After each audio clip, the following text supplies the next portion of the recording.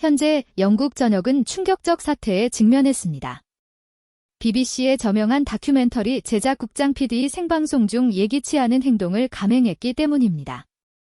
그녀는 한국 문화에 대한 비판적 시각을 담아 취재를 진행했으나 현장에서 목격한 전율적인 실체를 생방송 도중 눈물을 쏟으며 폭로했습니다.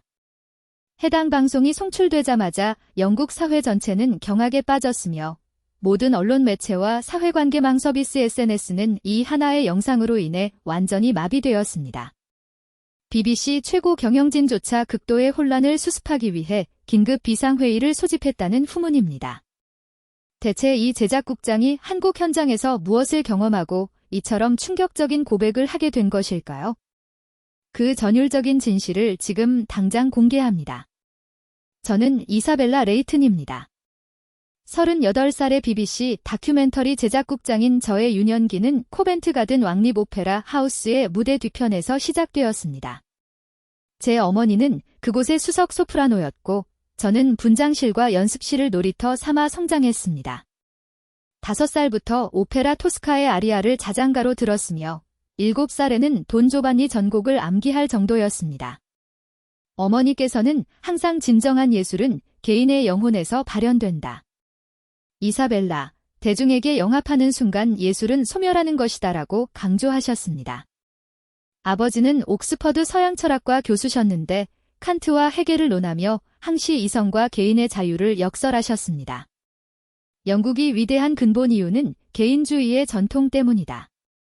집단에 매몰되면 인간은 자유를 상실하게 된다는 것이 아버지의 가르침이었습니다. 옥스퍼드에서 음악사를 전공하고 BBC에 입사한 지 15년 동안 저는 오직 클래식과 오페라 다큐멘터리만을 제작해왔습니다. 바이로이트 축제, 빈 피라모닉, 라스칼라 등 제가 다룬 주제들은 모두 인류 문화의 정수였습니다. 그러던 2023년 4월 어느 날 편집장이 저를 호출했습니다. 이사벨라, 이번에는 다소 색다른 기획을 진행해야겠어. KCON이라고 들어봤나? 한국 대중음악 축제야. 브라질 상파울루에서 개최되는데 자네가 직접 가서 취재해 주었으면 해. 저는 순간 귀를 의심했습니다. 죄송하지만 제가 K-팝을 취재하라고요? 편집장은 젊은 시청자들의 요구가 높다며 자네의 비판적 시각이 필요하다고 생각한다네. 문화의 타락, 고급 예술은 어디로 사라졌는가? 이러한 관점에서 접근하면 될 것 아닌가? 라고 제안했습니다. 저는 모욕감을 느꼈습니다. 귀가 후 노트북을 켜고 K-팝을 검색해 보았습니다. 화면 가득 화려한 의상과 현란한 조명, 그리고 획일적인 얼굴들이 채워져 있었습니다. 이것을 음악이라 할 수 있는가? 저는 혼잣말을 했습니다. 폐쇄적인 군무에 공장에서 찍어낸 듯한 미소. 이것이 전체주의가 아니면 무엇인가? 북한의 매스게임과 무엇이 다른가? 2023년 5월, 저는 카메라 감독 줄리안 포스터와 함께 브라질 상파울루에 도착했습니다. 공항을 나서자마자 습한 열기가 얼굴을 강타했습니다. 도시는 혼돈 그 자체였습니다. 줄리안은 45살의 베테랑 카메라맨이었지만 희귀 혈액형인 RHAB형의 혈우병까지 앓고 있어 늘 조심해야 했습니다. 출발 전 담당 의사는 브라질은 의료 시스템이 불안정하니 특별히 조심하십시오. 당신의 혈액형은 그곳에서 구하기 힘들 것입니다라고 경고했습니다. 하지만 줄리안은 웃으며 말했죠. 걱정 마십시오, 이사벨라. 저는 20년간 전쟁터에서도 생존했습니다. K-팝 콘서트가 얼마나 위험하겠습니까? 상파울루는 상상 이상이었습니다. 빈부격차가 극명했으며 거리는 무질서했고 치안은 불안해 보였습니다. 그런데 이상하게도 거리 곳곳에서 K-팝 음악이 흘러나오고 있었습니다. 택시 안에서도, 상점에서도, 심지어 호텔 로비에서도 말입니다. 참 좋은 광경이 따로 없네. 저는 중얼거렸습니다. 호텔 체크인 시 매니저는 이 근처 파벨라는 위험하니 절대 가지 마십시오. 특히 야간에는 더욱 주의하셔야 합니다라고 경고했습니다. 또한 KCON 행사장 주변도 인파가 많이 몰려 소매치기가 잦다고 했습니다. 저녁에 호텔 레스토랑에서 줄리안과 식사를 했습니다. 창밖으로 보이는 상파울루의 야경은 화려함 속에서도 어딘가 위태로워 보였습니다. 이런 곳에서 케이팝이라니? 문화적 부조화의 극치입니다. 저는 와인을 홀짝이며 말했습니다. 삼바와 보사노바의 나라에서 한국 아이돌이라니요. 하지만 줄리아는 인기가 대단하다고 들었다며 남미 전체에서 팬들이 집결한다고 귀띔했습니다. 그것이 더욱 비극적입니다. 저는 한숨을 쉬었습니다. 자신들의 풍부한 문화유산을 포기하고 획일적인 아시아 대중문화에 몰입하는 것 아닙니까? 이것이 21세기 문화 제국주의가 아니면 무엇이겠습니까? 다음 날 아침 케이콘 프레스센터를 방문했습니다. 이미 세계 각국의 기자들이 모여 있었는데 대부분 열정적으로 보였으나 저는 여전히 회의적인 시각을 유지했습니다. 브리핑에서 제시된 숫자는 놀라웠습니다. 3일간 예상 관객이 20만 명이며 브라질뿐만 아니라 아르헨티나, 칠레, 페루, 콜롬비아에서도 온다는 것이었습니다. 이것이 말이 됩니까? 저는 줄리안에게 속삭였습니다. 비행기를 타고 케이팝을 보러 온다고요? 행사장으로 향하는 길목에는 이미 팬들이 긴 줄을 서 있었습니다. 아직 시간이 많이 남아 있었음에도 말입니다. 대부분 10대와 20대 초반의 젊은이들이었습니다. 그들은 한국 아이돌의 사진이 인쇄된 티셔츠를 입고 응원봉을 들고 있었습니다. 저것을 보십시오. 줄리안이 카메라를 들며 말했습니다. 다들 한국어로 무언가를 외치고 있습니다. 알리안츠 파르크 경기장은 거대했습니다. 7만 명을 수용할 수 있는 대형 경기장이 케이팝 콘서트를 위해 가득 차고 있었습니다. 프레스 패스를 걸고 안으로 들어갔습니다. 더욱 충격적이었던 것은 관객들의 모습이었습니다. 거의 모든 사람이 붉은색 의상을 착용하고 있었는데 마치 거대한 붉은 바다 같았습니다. 이것이 자발적이라는 것을 믿을 수가 없습니다. 저는 속으로 생각했습니다. 누가 지시한 것도 아닌데 모두 똑같은 색의 옷을 입고 왔다고? 가이드가 설명했습니다. 팬들끼리 SNS를 통해 약속한 것입니다. 오늘은 레드오션을 만들자고요. 레드오션. 네, 붉은 바다입니다. 특정 한국 아이돌 그룹의 팬 색깔이 빨간색이거든요. 저는 쓴웃음을 지었습니다. 색깔까지 통일하다니 이것이 전체주의가 아니면 무엇이란 말인가. 공연 시작 전 관객석을 둘러보았습니다. 놀랍게도 브라질 사람들이 한국어로 노래를 부르고 있었습니다. 완벽한 발음은 아니었지만 가사를 전부 암기하고 있었습니다. 문화적 식민화의 전형적인 모습이군. 저는 노트에 기록했습니다. 자신들의 언어와 정체성을 스스로 포기하고 있다. 이것이 세계화인가 아니면 문화적 획일화인가? 첫 번째 그룹이 무대에 오르자 귀가 찢어질 듯한 함성이 터져 나왔습니다. 저는 귀를 막았지만 소용이 없었습니다. 무대 위에는 9명의 젊은이들이 완벽하게 동기화된 춤을 추고 있었습니다. 마치 하나의 유기체처럼 움직였습니다. 저 정확도를 보십시오. 줄리안이 감탄했습니다. 군무가 정말 칼 같습니다. 그래서 더 섬뜩한 것입니다. 저는 대답했습니다. 인간이 기계처럼 움직이고 있지 않습니까? 개인의 개성은 어디에 있습니까? 저것이 예술입니까? 아니면 군사훈련입니까? MC가 무대에 올라 포르투갈어로 인사를 건네고 이내 한국어로 무언가를 외쳤습니다. 우리 모두 하나가 되어. 순간 7만 명의 관중이 일제히 한국어로 따라 외쳤습니다. 하나가 되어. 소름이 돋았습니다. 이것은 콘서트가 아니라 종교 집회 같았으며 어쩌면 정치 집회에 더 가까웠습니다. 이것이 바로 제가 경고하고 싶었던 지점입니다. 저는 카메라를 향해 말했습니다. 젊은이들이 비판적 사고 없이 집단에 매몰되고 있습니다. 이러한 맹목적인 추종이 얼마나 위험한지는 역사가 증명하지 않았습니까? 두 번째 그룹인 여성 아이돌이 등장하자 관객들의 반응은 더욱 열광적이었습니다. 저들을 보십시오. 저는 줄리안에게 말했습니다. 다들 똑같은 동작을 하고 있습니다. 무대 위 아이돌들의 춤을 그대로 따라하고 있지 않습니까? 이것이 정상입니까? 줄리안은 조심스럽게 팬들이 즐거워 보이는데요라고 답했습니다.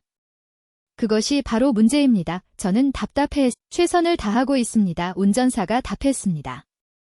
상파울루 시립병원 응급실은 아수라장이었습니다.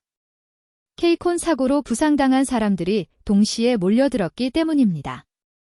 그래도 줄리아는 상태가 위중하여 즉시 수술실로 옮겨졌습니다. 1시간쯤 지났을까요? 의사가 나와서 저를 찾았습니다. 그의 표정은 심각했습니다. 큰 문제가 있습니다. 그는 더듬거리는 영어로 말했습니다. 환자분의 혈액형이 매우 희귀합니다. RH-AB형은 브라질 전체 인구의 0.01%도 되지 않습니다. 그래서요. 저는 불안해하며 물었습니다. 병원에 재고가 없습니다. 브라질의 의료 시스템 특성상 희귀 혈액형은 중앙혈액원에서 관리하는데 상파울루 중앙혈액원에도 현재 재고가 부족한 상황입니다. 저는 다리에 힘이 풀려 병원 복도의 의자에 털썩 주저앉았습니다. 그럼 어떻게 해야 합니까? 리우데자네이루와 브라질리아 중앙혈액원에 연락했습니다. 의사가 설명했습니다. 그곳에는 재고가 있다고 합니다.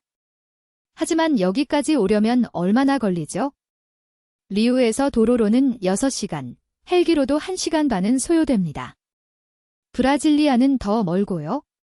지금 날씨가 좋지 않아 헬기 운항이 어렵다고 합니다. 줄리안이 그때까지 버틸 수 있을까?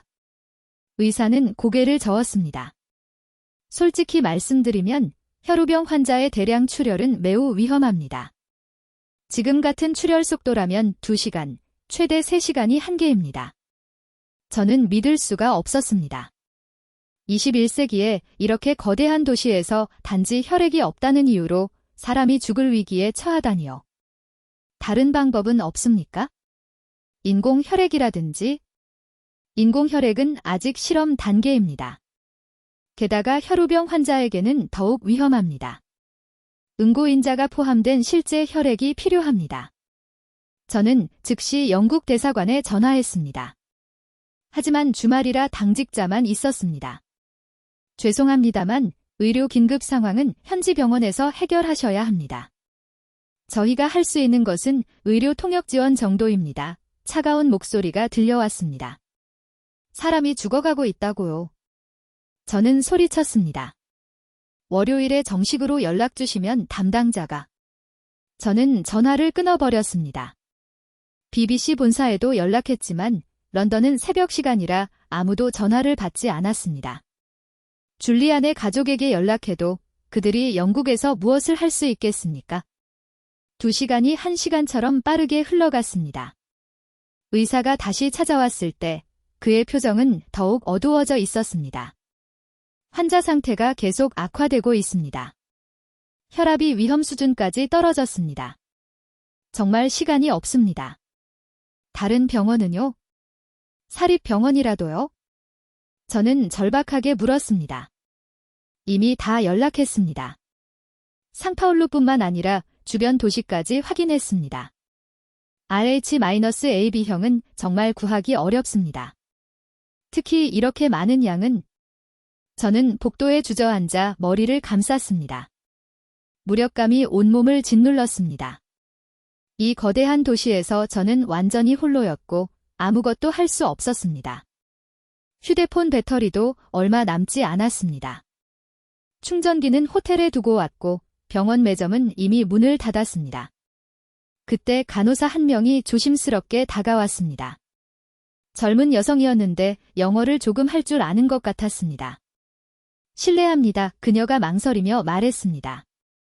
혹시 한국 분들께 도움을 요청해 보시는 건 어떨까요? 한국 사람들이요? 저는 어리둥절해서 간호사를 올려다보았습니다.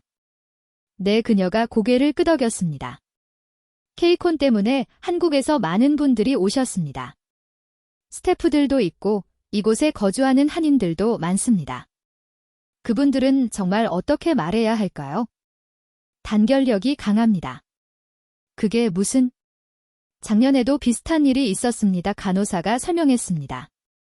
한국 관광객이 교통사고를 당했는데 희귀 혈액형이었습니다. 한인회에서 즉시 움직여서 브라질 전역에서 혈액을 찾아냈습니다. 정말 빨랐어요. 저는 망설였습니다. 제가 그토록 비판했던 사람들에게 도움을 청한다고요? 전체주의적 집단 문화라고 조롱했던 바로 그들에게요. 하지만 시계를 보니 이미 1시간 반이 지나 있었습니다. 줄리안에게 남은 시간은 1시간뿐이었죠. 저 한국말을 못합니다. 제가 말했습니다. 병원 로비에 한국분들이 계실 겁니다. 간호사가 말했습니다. 다친 팬들 때문에 많이 와 있거든요. 영어 하시는 분들도 계실 겁니다. 자존심이고 뭐고 따질 때가 아니었습니다. 저는 비틀거리며 일어나 엘리베이터를 탔습니다. 로비에 내리니 정말로 KQN 티셔츠를 입은 사람들이 여럿 보였습니다. 그 중에는 분명 한국인으로 보이는 사람들도 있었습니다. 저는 한참을 망설였습니다. 어떻게 다가가야 할까? 뭐라고 말해야 할까? 도와주세요라는 단순한 말이 왜 이렇게 어려운 걸까요? 마침내 용기를 내어 한 무리에게 다가갔습니다. 30살 초반으로 보이는 남성과 여성 몇 명이 있었습니다. 실례합니다. 제 목소리는 떨리고 있었습니다. 그들이 저를 돌아보았습니다. 혹시 영어 하시나요? 네, 합니다. 한 남성이 대답했습니다. 무슨 일이신가요? 제 동료가. 저는 말을 더듬었습니다. 사고를 당했는데 피가 필요해요.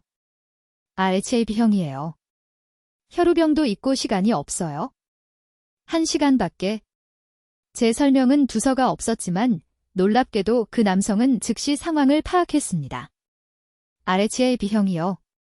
정말 희귀한 혈액형이네요. 잠깐만요. 그는 즉시 휴대폰을 꺼냈습니다.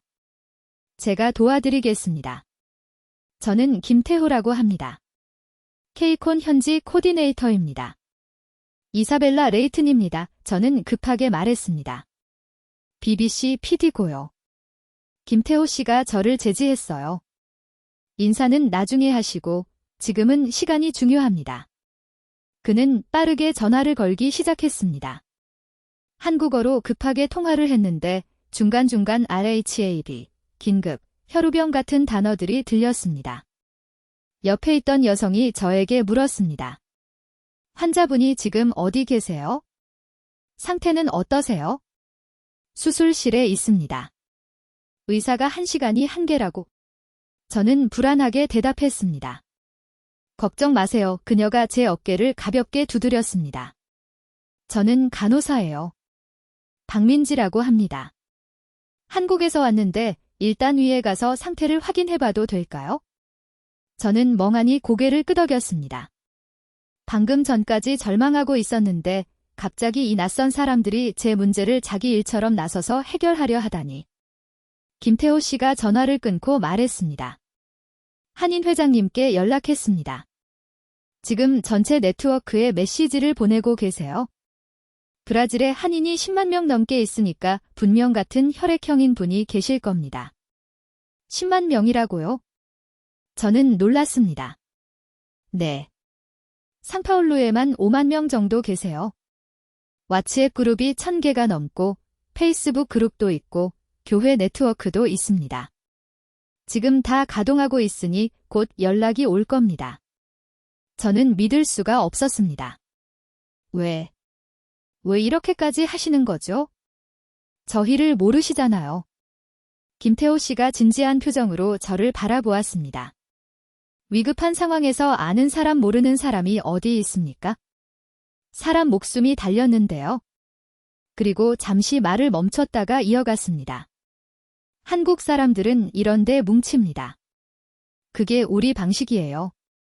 10분도 채 되지 않아 병원 로비가 북적이기 시작했습니다. 한국인들이 계속 도착했죠. K콘 스태프들, 상파울루 거주 교민들, 심지어 관광객들까지 혈액형 검사를 받으러 왔습니다. 저도 RH-예요. B형이지만 혹시 도움이 될까 해서요. 우리 교회 교인들도 오고 있습니다. 저는 압도당했습니다. 불과 20분 전만 해도 저는 완전히 혼자였는데 이제 수십 명의 낯선 사람들이 줄리안을 위해 모여들고 있었습니다. 최진욱이라는 중년 남성이 나타났습니다. 위험이 있는 모습에 따뜻한 눈빛을 가진 분이었습니다. 작년에는 파라과이에서 헬기 타고 온 적도 있어요. 저는 이해할 수가 없었습니다. 이 사람들은 왜 이렇게까지 하는 걸까요? 첫 번째 수혈이 시작되었습니다. 줄리안의 생명선이 연장되는 순간이었습니다. 의사가 나와서 알려주었습니다. 일단 급한 불은 껐습니다. 하지만 수술이 복잡해서 혈액이 더 필요할 것 같아요. 얼마나 더 필요한가요? 최 회장이 물었습니다. 최소한 4명분은 더 있어야 안전합니다. 밤 10시가 넘었는데도 한국인들은 병원을 떠나지 않았습니다. 오히려 더 많은 사람들이 모여들었죠. 저도 검사받고 싶어요. 혈액형은 안 맞지만 다른 도움이라도. 커피랑 샌드위치 사왔어요. 다들 저녁 못 드셨죠? 담요도 가져왔어요. 밤에 춥대요. 저는 압도당했습니다. 새벽 1시, 부에노스아이레스에서 출발한 2명이 도착했습니다. 유준서 씨와 오나영 씨였죠. 늦어서 죄송해요 유 씨가 말했습니다. 공항에서 시간이 좀 걸려서. 비행기 표가 너무 비싸지 않았어요. 제가 물었습니다. 한인회에서 다 처리해준대요 오 씨가 웃었습니다. 이런 일에 쓰라고 기금을 모아두거든요. 새벽 2시, 수술이 계속되는 동안 병원 로비는 마치 작은 한인타운 같았습니다. 누군가는 김밥을 만들어 왔고 누군가는 따뜻한 차를 나눠주고 있었습니다. 왜 다들 안 가세요? 제가 물었습니다. 피곤하실 텐데. 혼자 있으면 불안하잖아요. 한 아주머니가 말했습니다. 우리라도 있으면 마음이 좀 놓이실 것 같아서요. 새벽 4시, 드디어 의사가 나왔습니다. 그의 얼굴에는 미소가 있었습니다. 수술이 성공적으로 끝났습니다. 그가 말했습니다. 출혈도 멈췄고 생체 신호도 안정적입니다. 정말 아슬아슬했지만 살았습니다. 순간 로비에 환호성이 터졌습니다. 서로 모르는 사람들이 껴안고 기뻐했습니다. 마치 자기 가족이 살아난 것처럼요. 저는 그 자리에 주저앉아 울었습니다. 감사해서, 미안해서, 그리고 부끄러워서 울었습니다. 울지 마세요 박민지 씨가 제 옆에 앉으며 말했습니다. 다 잘 됐잖아요. 미안해요 저는 흐느끼며 말했습니다. 제가 한국 문화를 그렇게 무시하고 전체주의라고 비난하고 괜찮아요. 그녀가 제 등을 토닥였습니다. 사실 우리도 가끔 스스로한테 물어요. 우리가 너무 집단적인가? 개인의 자유를 억압하는 건 아닌가? 하고요. 그런데도 이렇게 하는 게 바로 차이예요. 최 회장이 다가와 말했습니다. 우리의 집단 문화는 개인을 억압하는 전체주의가 아닙니다. 개인을 지키기 위해 함께하는 거예요. 오늘처럼요. 새벽 5시, 동이 트기 시작했습니다. 병원 창밖으로 상파울루의 아침이 밝아오고 있었습니다. 이제 저희는 가볼게요. 김태호 씨가 말했습니다. 줄리안 씨 깨어나면 연락주세요. 잠깐만요. 제가 그들을 붙잡았습니다. 정말 어떻게 감사를 드려야 할지? 감사는 줄리안 씨가 건강하게 회복하는 거예요. 강서율 씨가 말했습니다. 그리고 한국에 오시면 연락주세요. 서울 구경시켜 드릴게요. 하나 둘씩 떠나는 그들의 뒷모습을 보며 저는 생각했습니다. 내가 지금까지 무엇을 본 것인가? 정말로 전체주의를 본 것인가? 아니면 인간의 아름다운 연대를 본 것인가? 줄리안이 의식을 회복한 건 이틀 뒤였습니다. 그동안 한국인들은 교대로 병원을 방문했습니다. 마치 가족처럼요. 정말 놀라워 줄리안이 희미하게 웃으며 말했습니다. 한국 사람들이 날 살렸다고? 그래 저는 그의 손을 잡았습니다. 내 피의 절반은 이제 한국 피야. 일주일 동안 저는 많은 것을 보고 배웠습니다. 한국 교민사회의 조직력은 상상 이상이었습니다. 의료비 문제가 발생하자 즉시 모금이 시작되었고 통역이 필요하면 자원봉사자가 나타났으며 줄리안의 가족과 연락할 때도 시차를 고려해 교대로 도움을 주었습니다. 이것이 어떻게 가능한 겁니까? 제가 최 회장에게 물었습니다. 오랜 세월 타국에서 살면서 만든 시스템이에요. 그가 설명했습니다. 브라질에서 외국인으로 사는 건 쉽지 않거든요. 특히 의료 문제는 정말 심각해요. 그래서 서로 돕는 체계를 만든 거죠. 언제부터 이런 시스템이요? 한 20년 됐나? 처음엔 작게 시작했어요. 교회 중심으로 모이다가 이제는 꽤 체계적이 됐죠. 의료뿐만 아니라 법률, 교육, 비즈니스까지 다 연결되어 있습니다. 저는 그제야 깨달았습니다. 제가 전체주의라고 비난했던 것이 사실은 생존을 위한 연대였다는 것을. 어느 날 오후 박민지 씨와 병원 카페테리아에서 커피를 마셨습니다. K-팝 팬덤도 비슷해요. 그녀가 말했습니다. 우리가 함께 응원하는 것은 맹목적인 추종이 아니에요. 같은 것을 사랑하는 사람들끼리의 연대죠. 하지만 그 획일적인 응원은 정말 획일적으로 보이세요? 그녀가 웃었습니다. 자세히 보세요. 각자 다른 방식으로 표현해요. 단지 함께할 때 더 큰 힘이 된다는 것을 아는 거죠. 그래도 개인의 취향이나 자유는 이사벨라 씨, 그녀가 진지하게 말했습니다. 우리가 빨간 옷을 입는 것은 강요가 아니에요. 선택이에요. 함께하고 싶어서 선택하는 거죠. 그게 자유 아닌가요? 그녀의 말에 저는 할 말을 잃었습니다. 이사벨라 씨가 사랑하는 오페라를 생각해 보세요. 그녀가 계속했습니다. 오케스트라 단원들이 다 같은 검은 옷을 입죠. 그게 개성을 억압하는 건가요? 그건 다르죠. 예술적 통일성을 위한 K-팝 팬덤도 같아요. 우리의 사랑을 표현하는 방식이에요. 그리고 그 안에서 우리는 각자의 이야기를 만들어 갑니다. 며칠 후 병실에서 줄리안과 긴 대화를 나누었습니다. 있잖아, 이사벨라, 그가 말했습니다. 내가 쓰러졌을 때 마지막으로 본 게 뭔지 알아? 뭐였는데? 관객들이 일제히 일어나서 부상자들을 돕는 모습이었어. 아까 그 붉은 물결이 순식간에 구조대가 된 거야. 그때 생각했어. 서로를 지키는 사람들이구나. 그의 말에 저는 깊은 생각에 빠졌습니다. 김태호 씨가 병문안을 왔을 때 저는 물었습니다. 한국의 정정이라는 게 정확히 무엇인가요? 그는 잠시 생각하더니 답했습니다. 글쎄요. 사랑도 아니고 우정도 아니고 연민도 아니에요. 그 모든 것이면서 그 이상이죠. 남을 나의 확장으로 보는 마음이라고 할까요? 나의 확장. 네. 당신이 아프면 내가 아픈 거고, 당신이 기쁘면 내가 기쁜 거예요. 그래서 돕는 게 당연한 거죠. 특별한 일이 아니라. 퇴원을 앞둔 날, 저는 최 회장에게 물었습니다. 회장님, 한국 사람들은 왜 이렇게 뭉치는 거예요? 정말 궁금해요. 그는 창밖을 바라보며 답했습니다. 역사 때문일 거예요.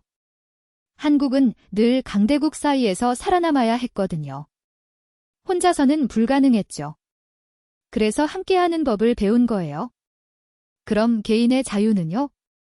개인이 먼저 살아야 자유도 있는 거 아닐까요? 그가 미소 지었습니다. 우리는 개인을 억압하는 게 아니라 개인이 살 수 있는 울타리를 만드는 거예요.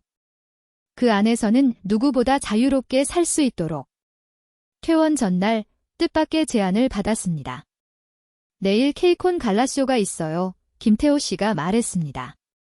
마지막 공연인데 같이 가실래요? 줄리안 씨는 아직 모르겠지만 이사벨라 씨라도요. 저는 망설였지만 거절할 수 없었습니다. 이분들이 줄리안을 살려주었는데 그 정도는 응해야 했습니다. 다시 찾은 알리안츠 파르크. 하지만 이번에는 모든 것이 달라 보였습니다. 입구에서 만난 자원봉사자들의 미소가 다르게 보였고 질서정연하게 줄 선 팬들의 모습도 다르게 보였습니다. 저기 보세요. 박민지 씨가 가리켰습니다. 저 아이들이 브라질 빈민가 아이들이에요. 케이콘에서 무료 초대했대요. 무료 초대요. 네. 매년 소외계층 청소년들을 초대해요. K-팝을 통해 꿈을 키우라고. 공연장에 들어서자 놀라운 일이 일어났습니다. 대형 스크린에 메시지가 떴습니다. 그게 제 편견이었어요. 저는 고백했습니다. 제가 보고 싶은 것만 봤던 거죠. 하지만 실제로 일어난 일들, 줄리안의 생명을 구한 이야기는 제 관점을 완전히 바꿔놨습니다. 2023년 12월 BBC 프라임 타임의 다큐멘터리가 방영되었습니다. 반응은 폭발적이었습니다. 특히 젊은 시청자들에게서 드디어 K-팝 문화를 제대로 이해하는 다큐가 나왔다. 한국의 정문화 정말 아름답네요. 나도 그런 공동체의 일원이 되고 싶어요 등의 반응이 쏟아졌습니다. 일주일 후 BBC 아침 뉴스 생방송 인터뷰가 잡혔습니다. 이사벨라 레이튼 씨 안녕하세요. 진행자가 인사했습니다. 당신은 유럽 고급 문화의 수호자로 알려져 있었는데요. 이번 다큐멘터리는 정말 파격적이었습니다. 제가 수호하려 했던 건 문화가 아니라 제 편견이었습니다. 저는 카메라를 똑바로 보았습니다. 진정한 예술은 형식이 아니라 사람의 마음을 움직이는 데 있다는 것을 배웠습니다. 한국의 집단주의 문화에 대해 어떻게 생각하시나요? 순간 목이 메었습니다. 줄리안을 구하기 위해 밤새 달려온 사람들의 얼굴이 떠올랐습니다. 비행기를 타고 온 사람들, 피를 나눈 사람들. 그들이 줄리안을 구했습니다. 저는 떨리는 목소리로 말했습니다. 그리고 제 편견도 구했어요. 제가 본 건 전체주의가 아니라 아름다운 연대였습니다. 눈물이 흘렀습니다. 생방송에서 우는 것은 처음이었습니다. 제가 그들을 그렇게 무시하고 비난했는데 저는 말을 이었어요. 그들은 아무 조건 없이 도와줬어요. 그게 정의라는 거래요? 남이지만 남이 아닌. 이제 저도 조금은 이해합니다. 진행자도 잠시 말을 잇지 못했어요. 마지막으로 시청자들에게 하고 싶은 말이 있으신가요? 저는 심호흡을 했습니다. 우리 모두는 편견을 갖고 있습니다. 저처럼요. 하지만 열린 마음으로 다가가면 놀라운 것들을 발견할 수 있습니다. K-팝이 단순한 대중문화가 아니라 사람들을 잇는 끈이 될 수 있다는 것처럼요. 인터뷰가 끝나고 프로듀서가 다가왔습니다. 이사벨라, 시청자 게시판이 폭주하고 있어. 역대 최고 반응이야. 정말로 수천 개의 댓글이 올라왔습니다. 감동했다는 사람들, 한국 문화를 다시 보게 됐다는 사람들, 심지어 한국어를 배우고 싶다는 사람들까지. 어머니에게서 전화가 왔습니다. 이사벨라, 방송 봤어. 자랑스럽구나. 어머니, 저는 울컥했어요. 제가 어머니의 가르침을 제대로 이해하지 못했어요. 진정한 예술이 뭔지 이제 알았으면 됐지? 어머니가 따뜻하게 말했습니다. 그리고 나도 생각해봤어. 한국 음악가들과 협업 공연을 해보는 것도 좋을 것 같구나. 그로부터 1년이 지났습니다. 줄리안은 완전히 회복했고 우리는 새로운 프로젝트를 시작했습니다. 문화의 연결고리라는 시리즈입니다. 전 세계의 다양한 문화가 어떻게 서로 영향을 주고받는지 다루는 내용이죠. 지난달에는 런던 한인회의 초청을 받았습니다. 이사벨라 씨 때문에 한국 문화에 대한 인식이 많이 바뀌었어요. 런던 한인회장님이 말씀하셨습니다. 정말 감사합니다. 제가 감사하죠. 눈을 뜨게 해주셔서. 가장 놀라운 변화는 어머니였습니다. 코벤트 가든에서 한국 성악가들과의 합동 공연을 성공적으로 마쳤죠. 동과 서의 하모니라는 제목이었습니다. 관객들의 반응이 폭발적이어서 어머니가 들뜬 목소리로 말했습니다. 한국 전통 가곡과 이탈리아 오페라의 만남, 정말 새로웠어. 올해 3월, 저는 서울을 방문했습니다. 비판하러 간 것이 아니라 배우러 간 거죠. 서울에서 브라질 한인들과 재회했습니다. 강서율 씨가 약속대로 서울을 안내해줬고 김태호 씨는 K-팝 콘서트에 초대해줬습니다. 이사벨라 씨도 이제 우리 정의 네트워크 안에 있는 거예요. 박민지 씨가 말했습니다. 평생 이어질 인연이죠. 줄리아는 요즘 한국어를 배우고 있습니다. 내가 받은 은혜를 갚아야지, 그가 웃으며 말했습니다. 그리고 정말로 헌혈도 시작했어. RHAB형. 누군가에겐 생명줄이 될 수 있으니까. 브라질 한인들과도 계속 연락하고 있습니다. 강서율 씨는 사업차 런던에 올 때마다 연락을 주고 최진욱 회장님은 가끔 안부 메시지를 보내주십니다. 얼마 전 김태호 씨에게서 사진이 왔습니다. KCON 2024의 사진이었죠. 여전히 붉은 물결이 일렁이고 있었습니다. 하지만 이제 저는 압니다. 저 붉은 물결은 획일화가 아니라 하나됨이라는 것을. 억압이 아니라 사랑이라는 것을. 어쩌면 진정한 하모니는 서로 다른 음들이 함께 울릴 때 만들어지는 건지도 모릅니다.